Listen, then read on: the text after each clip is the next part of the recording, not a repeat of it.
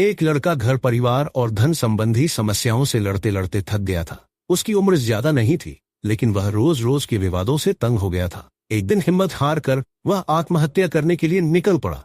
चलते चलते एक जंगल में पहुंच गया।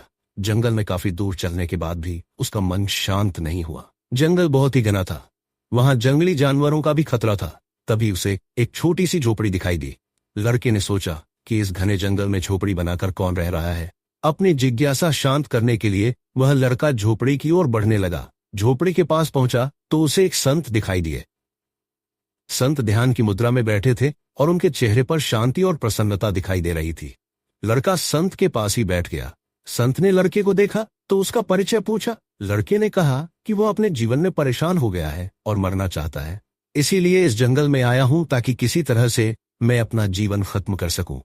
संत ने लड़के की बातें सुनी और समझ गए कि कम उम्र में मिले तनाव के कारण ये बहुत ज्यादा निराश हो गया है। उन्होंने लड़के से कहा कि तुम्हें निराशा से बचना चाहिए, समस्याएं तो आती जाती रहेंगी, समय एक सा नहीं रहता है।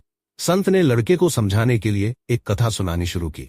संत बोले, एक छोटे बच्चे ने एक दिन अपने घर में बांस का और एक कैक्टस का पौधा अपने घर के आंगन में लगाया।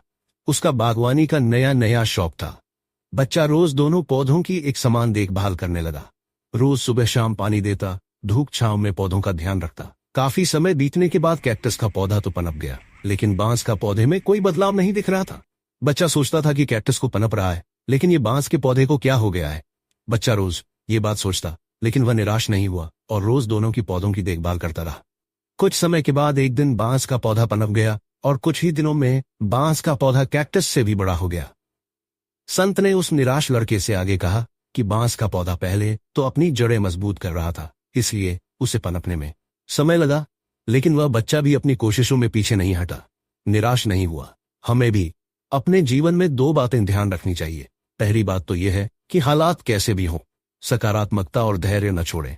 दूसरी बात यह है कि पहले हमें अपनी जड़ें मजबूत करनी चाहिए। अगर हमारा आधार मजबूत होगा तो हमारा काम तेजी से आगे बढ़ेगा। सकारात्मकता और धैर्य रखेंगे तो जीवन में जल्दी ही संतोषजनक बदलाव दिखाई दे सकते हैं।